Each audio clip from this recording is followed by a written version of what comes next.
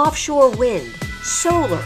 Dominion Energy is a leader in the clean energy transition.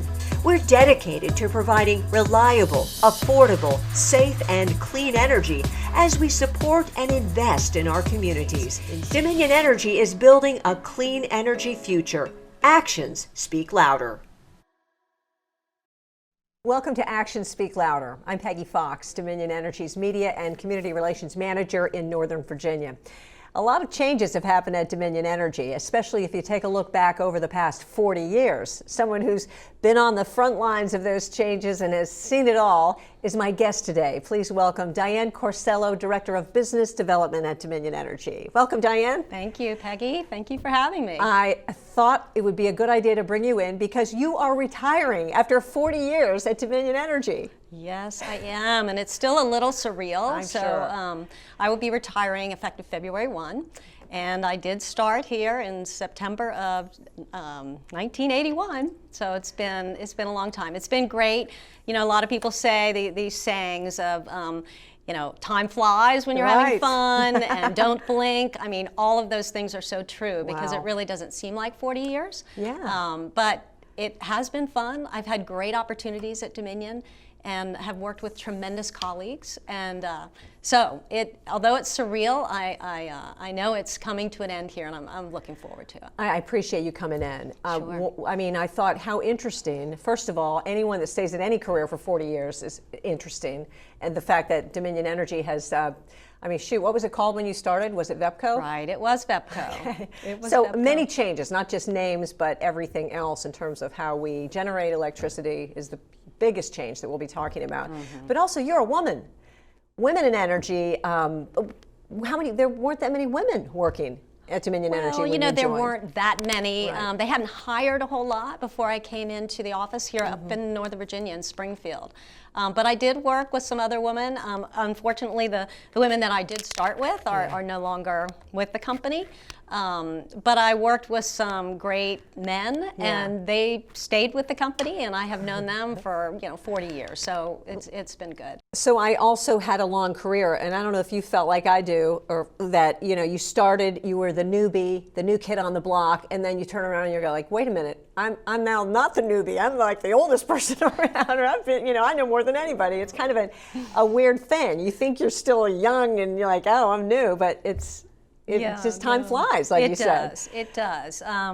But I've held a lot of different positions, and I worked up here in Northern Virginia. I moved down to our corporate headquarters. Like you said, we went through many names. I started at VEPCO. We then moved to Virginia Power. We were then Dominion, then Dominion Energy. So, with that, we've really progressed over time, and so it's been a lot of fun. We talked a little bit about the big changes, and one of the biggest is renewable energy. Yeah. And in terms of how we generate energy, and you've been at the forefront of that. How exciting has that been? Right. So I would say that some of the really big changes that I've seen over the years, certainly the delivery of electricity. Back in the day, the early 1900s, it was centralized power generation, right? And the electricity flowed one way to homes and to businesses. And now with renewable energy, we have solar, we have offshore wind that is going to be coming. So it's really more decentralized. We have solar facilities. We have one planned for Dulles. We have solar facilities in Fauquier County. Down in Richmond, we have it in Chesterfield and Powhatan, just right outside the Richmond area. So, it is now a two-way feed. Customers put the solar on their homes and their businesses. And so we are now transforming the grid to accommodate this type of power generation. And it really go two ways. And so we have a lot of new protective devices that are needed. We have metering that's being updated. Even our customer accounting is being updated. And so these are real transformational changes. So I would say that is the biggest change that I've seen. But there have also been, a lot of other changes. There have been the reduction in emissions. So over the years, we have been continuing to reduce our carbon and methane emissions. And we've been steadily doing that. Well, just recently there's been legislation that is accelerating that pace. The Virginia Clean Economy Act. Right, the Virginia Clean Economy Act. And now we have a renewable portfolio standard. So these are things that are actually just, like I said, accelerating the pace of us bringing on zero carbon resources. Now, we already have nuclear, right? So we're very fortunate that we have about 30% right. of our power generation that serves our customers. Right, which is zero carbon, we must remind people. And yes. then we have been building solar. So I moved into this role in 2014. And, you know, solar was still a little bit expensive, but the prices were coming down. So in 2015, we really started progressing solar for the benefit of all of our customers and bringing it to our regulators for approval to build for the benefit of our customers. So, you know, that's changed. I would also say that, you know, technology. I mean, the technology over the last 40 years, I can just tell you. We were talking on the phone, you said, I remember when computers first came into the office. So do I. You know, I'm really dating myself, but I do remember it was, you know, the day that they just came through and put like computers on all of our desks. And now with the social media and iPhones, we are just always connected. So that's been a big change over the years. I would also say that at Dominion, we have a lot more leaders who are women. So that's been a change that I've seen. We also are a lot more flexible at Dominion than we were back in the day.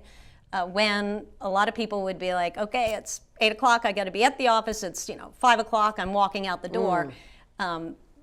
Just in the hours that we work, we are all working remotely these days. Many of us are working remotely. And even in what we wear today, it's just much more comfortable, I would say, at work. That's good. That's we good. want to be comfortable. It is good. Well, listen, I wanted to also tell you about the first time I met you. It wasn't long after I joined the company in 2019, and I was the communications lead on Dulles Solar when that big announcement happened. And I said, well, who do I ask? They said, call Dianne Corsello. She builds solar. And of course, you were the in business development. And so you came up and talked to some news reporters here in the Washington, D.C. area out at Dulles Airport.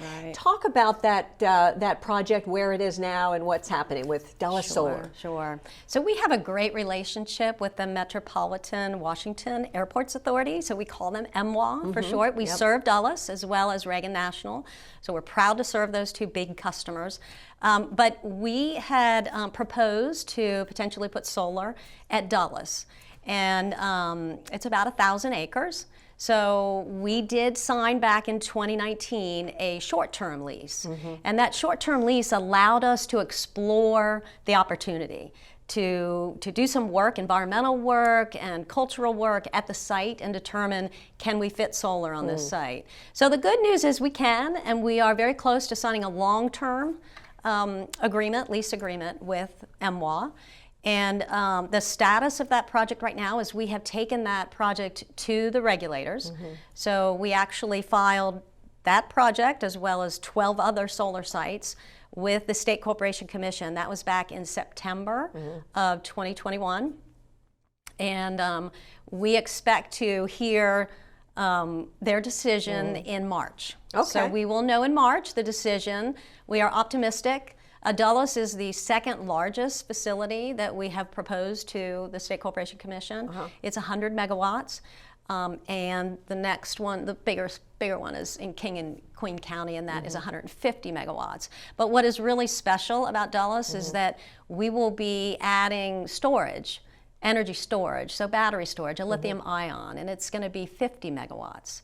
So that is the largest battery storage that we will have installed. If approved, and we will install that, and it should come online by the end of 2023. And so the solar would be connected to the battery, and tell me about that. It would store energy there when we got bright sunny days, and it's generating a lot of electricity. Right. Instead of just going on the grid. Right, so it normally would go on the grid, but what we will do is we will feed this battery and we will charge up the battery so that when the sun isn't shining, we can use this battery to serve our customers. So that's what the flagship site is, that it will have both the storage and the solar, and we will be able to feed the solar into the the battery storage. That's really exciting, and I think it'll be one of the biggest, if not the biggest, solar facilities in the Washington, D.C. area, close-in area. Yes, for sure. We do have a facility. It's a 20 megawatt facility that's located in Remington, Virginia. So it's Fauquier County. Yeah. But yes, this is definitely the largest facility up here. Well, that's There's exciting. not a lot of land up in Northern Virginia for I know. the solar. Diane, you can't retire. You have to see this through. I'm sure they'll drag you back. Come on, they'll have you come on back. Well, we're fingers crossed that everything goes through at the SCC. And I know that you have testified a few times before the SCC. I have 4 different times, and this is back in my earlier days of being with solar. So I actually started working on solar in 2011, solar and electric vehicles. And at that time, we really were just introducing solar. I mean, and we were trying to study it on our distribution lines to see the effects of it on heavily loaded and lightly loaded circuits, is what we would call it. So there was some legislation that some of my colleagues in the Alternative Energy Solutions group, they worked on some of this, and it developed, the legislation set the framework for us to develop a pilot program, and we called that the Solar Partnership Program. So we did install solar on rooftops, we leased rooftops, we also leased customers' property, large customers like a Capital One, and we built 2 megawatts, and we just fed that back onto the distribution grid. The distribution grid would be those on the wooden poles, not the towers. Right. And really just wanted to see how we could improve kind of the interconnection of solar on our grid. Yeah. Yep. And so it was looking good, right? Yeah. So that was the Solar Partnership Program. We then did a Schedule RG, not real creative, but it was for renewable generation. So that was a tariff that we presented to the regulators, and that tariff allowed for large customers to go to a third party and sign up for solar, or it could have even been us at Dominion to build a facility that would be dedicated to a customer. So, very early on, we had a lot of customers. We have data centers, certainly up here in Ashburn, that are interested in having dedicated facilities, their sustainability goals, and we were really trying to support those customers, and so that was a tariff that actually was in support. Explain that. What would a dedicated facility do? So a dedicated facility means that all of the renewable attributes would be going to that customer. So that doesn't mean that the solar facility has to be right there loading energy. It's the energy that's produced, correct? Correct. So the energy is produced and it is placed on the grid, the network. So it is the same network that is serving that customer. It's just that electrons are going to flow to the path of least resistance. They're not going to go in a direction that you tell them they go to where the load is. So if we have a customer on our grid and we build a facility that is dedicated to them, we sell it to PJM, which is our regional transmission organization here, and we sell it to them on behalf of the customer. And the customer receives all of those renewable attributes. So that's the most important thing. They are offsetting their load with this renewable energy. And that's really, there are many of these out there. More and more companies are wanting to go solar, go renewable, or zero energy, zero emissions, zero carbon. And so this is how it's done. Right. This is how a lot of our customers did it. So we worked with many customers. I mean, Facebook for one, the Commonwealth of Virginia, UVA. I mean, the Navy was our very first one. So the Norfolk Naval Yard, we have a dedicated facility that's located just on the North Carolina border, and that is dedicated to Navy. We also have a solar facility that we built on the Oceana Naval Air Station. That is a facility that's dedicated to the Commonwealth of Virginia. Okay. So we did build a lot of facilities in the early years for specific customers. And then as the price continued to decline, we started to build for all of our customers, the benefit of all of our customers, and just added it to our generation portfolio. But there are 2 others. One was feed-in tariff. So customers that put solar on their rooftop we had a tariff that was designed so that they could sell their energy back to Dominion. We had that, so they had a second meter, and they were able to sell that back to us. And then the final one was an electric vehicle pilot program. So those were the four that you testified. I testified. And you know, in case people don't understand what the State Corporation Commission is, I mean, we are a regulated company, and before we build anything that's going to serve our customers, we have to get permission. Correct, right. Yes. From the SCC. We do. We present it to the commission. We actually have a case in front of them now, which I mentioned, which is where a lot of solar. You know, the last filing that we had was for 56 megawatts. And well, actually, let me correct that. It was for 82 megawatts. The very, very first one was 56. But the last one, which we filed in 2020, October of 2020, was for 82 megawatts. But what we just recently filed, and that was in September of 2021, that was like 661 megawatts of solar. Wow. So we're talking, it keeps going up exponentially, which is what we need. Right. So. Right, because we have the Virginia Clean Economy Act. Yes. We now have a report, RPS, which is the Renewable Portfolio Standard. So we are building more solar, and we also have in front of the commission the offshore wind, which is 2.6 gigawatts. That's like 176 turbines that are out there in the ocean, 27 miles off the coast of Virginia Beach. Have you been out to see the turbines? I have not. No. I did get to go before they started spinning, but quite an experience to see. Well, we do have things. two that are operational, the two that are 12 megawatts. I was there before they started spinning, but the two, and they are supplying, I think, is it for 3,000, they're producing enough energy for 3,000 customers. Right, and when we have all about 180 of them, it'll be for 650,000 customers. Well, you know, we serve about 250 customers per megawatt. Okay. So that's do the math. Yeah, that's what that's what it is these days. Well, a lot of numbers. You got to be good at numbers to be a leader at Dominion Energy. And you obviously have a business background. You graduated from James Madison University. I did. And let me go back to when you first started, the first day on the job, because you have a very funny story. Tell us about, you started here in Fairfax County. You grew up in Fairfax County. I did. Went to Annandale High. You tell me. At Annandale Adam, yes. I was born in Georgetown, raised in Annandale, Virginia. And I went away to James Madison. And when I came back, I was fortunate to have a position at Dominion, VEPCO at the time. This is back in September 10th of 1981. And I guess, you know, my first day, I can remember what I was wearing, which I know might sound a little weird, but I had on a skirt and a blouse. Yeah. And, you know, I mentioned this earlier, but I met some really great colleagues that I have known over the years. But I met my supervisor, and Cecil Robinson proceeded to issue me a tool bag and a hammer and boots and a hard hat. Yeah. And needless to say, that was the last day that I wore a dress. I love it, I did work in the field a lot.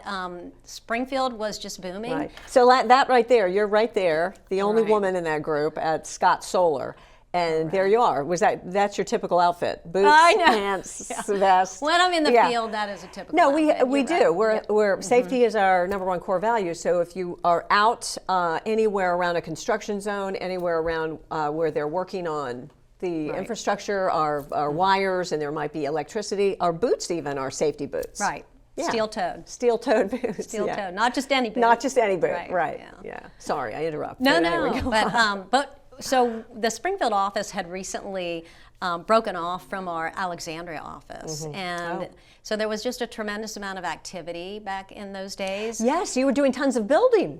Right, there was a lot of buildings. We built Burke. Burke was kind of non-existent. Right. So Burke might have come up in just like 2 years or whatever, but we did have what we call them as connects. Yeah. What that means is a meter is set and we have connected you to the electric grid, and that is what a designer does. A designer manages those projects. They design the distribution system from the substation to the business or the home. So we were doing a lot of that, and even Fairfax Station was coming up, and so it was like churches and grocery stores, businesses, homes, lots of homes and townhomes and those sorts of things. Well, this was the 1980s. It was a time Right. of massive growth in it the was. western and southern part of Fairfax County. Burke, one of them. I grew up in Springfield, so Burke was, man, that was out there. Now it's, Right. it's all built up. We did call those the glory days because Those are the it glory was days. quite busy, and we just couldn't, spend enough money, quite honestly, because we were building and building, and but it was exciting times. And then in the mid '80s is when I did go down to Richmond. So that was the corporate headquarters. But being raised up here in Northern Virginia, I thought to myself, I'll go to corporate headquarters. Couple years, build my resume, and then I'm coming back. Well, To do something else for another company or something, you thought. Right. And, you know, 40 years here, 30 years later, 35 years later. Well, why I'm did you still down stay? there. Well, so I did go to the corporate headquarters, and I mean, there were just tremendous opportunities there. So I've been very fortunate to be able to move around in different areas. I've worked in, design. I've worked in customer service. I've been in operations. I've been in construction. But I did keep coming back to design. I was a designer, then I was a supervisor in design, then I was a manager in design. So design was a place, that I maybe was near and dear to my heart. A lot of great people in design, a lot of designers, a lot of individuals that come straight out of college too to the design organization, and it's just a great entry into Dominion. You really learn the backbone of the company when you come into design. Exactly. Yeah. Well, you've worked in many, many places. You've seen a lot of different aspects of the company, and now you've been in part of the country leading the transformation to net zero, which I think is really exciting, and you should be proud of it. Well, Everything thank you've been you. doing. Thank you. Hey, we talked about. I want to before we run out of time, I want to make sure we talk about our employee resource groups. There are many of them. We have there's an African American resource group. We have Asian and Pacific Island. We have LGBTQ, and others. And we also have Diversibility. And you helped found that.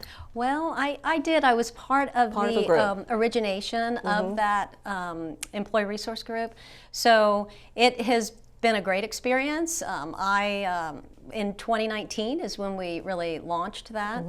We had a kickoff in 2019, and then we've been quite busy. But what the employee resource groups really do is that they just allow individuals across the company that have some common interests to really network, and it allows our employees to just bring their whole self to work, as they say. So there might be, whether it's the women's group or a veterans group, or in our case, the Diversibility, you may have contact with someone who is disabled. You may be disabled yourself, or you may be a caregiver, that like I am, of a person with a disability, which is autism. Right. And so it's really been nice to network, to reach out to the community, to do community activities, but also just to support those colleagues that have similar interests. And so that's been a great experience. I started as a business lead for the ERG, for Diversibility, and then I moved into the vice chair. And then this past year I was the chair of the Diversibility ERG. You sent me some pictures, including your family, and then also some conference pictures and things like that. And you had a big some event this past year. Well, in October it is the National Disability Employment Awareness Month, and so we always make that a big month at Dominion. We are trying to increase the number of individuals with disabilities that are employed at Dominion. And so this last year we made some enhancements to the Diversibility Employment Program. And we're very proud of what we were able to pull together, because we had started this before COVID, and then when COVID hit, it really did kind of put a little bit of a wrench into the plan. Right. Because we were no longer at the office, and it was important for us to be at the office to welcome some of these individuals. But we're getting really back on track. We have received corporate funding so that we can bring in 6 apprentices each year. And these apprentices will move from kind of a work site to see where a good fit is. And hopefully we'll then move to employment. It's a 6-month program, so we have an opportunity to move folks if we need to, just to find a good fit. We are working with VCU. VCU has a training program, and they're excellent. They're right there in Richmond. So we are working with them, and they're helping us. They're providing the job coaches for these individuals that are coming in. So I also should mention that not only do we have Diversibility here in the greater Richmond area, but we also have in Utah and also South Carolina. Well, we have great. chapters. So we have grown quite a bit. In just 2 years, a little over 2 years, we're now at over 700 participants. That's fantastic. I did not know that. It's good to know.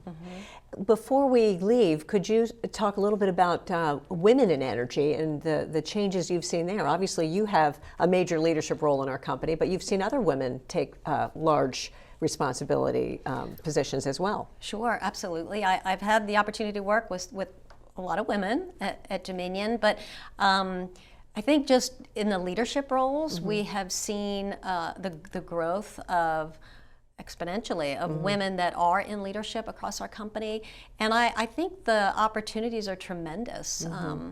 They're really tremendous for a lot of folks in many different areas, because our industry is changing so rapidly right now. And it's a very exciting place to be. But yeah, I know, and I also, there's all sorts of statistics about if you have women leaders, your company will be better off. Make sure you have women in your leadership helping to run the organization. Good. So I just want to thank you for coming on, and thank you for your long, wonderful career at Dominion Energy and all your service that you've brought to the company and also the customers of Virginia. Well, thank you, Peggy. It's been great. It's really, like I said, it's a little surreal, that it's arriving February 1, but it's just been great, and I look forward to the next chapter. Many people ask, well, what are you going to do? Well, I'm going to exhale first. Exhale. Can I exhale? Well, keep us posted. Whatever you do next, you come back on and tell us all the new great things you're doing. But thank you so much. Big round of applause for Dianne Corsello. She Builds Solar was the first thing someone told me about you, and it's really fantastic. You've done so much more than that in your positions, many positions at Dominion Energy. So appreciate it very much. Thanks, Peggy. Thank you so much. I want to thank our viewers for watching. I'm Peggy Fox here, the Media and Community Relations person at Dominion Energy here in Northern Virginia. I want to thank you for watching, and join us next time on Actions Speak Louder. Be safe.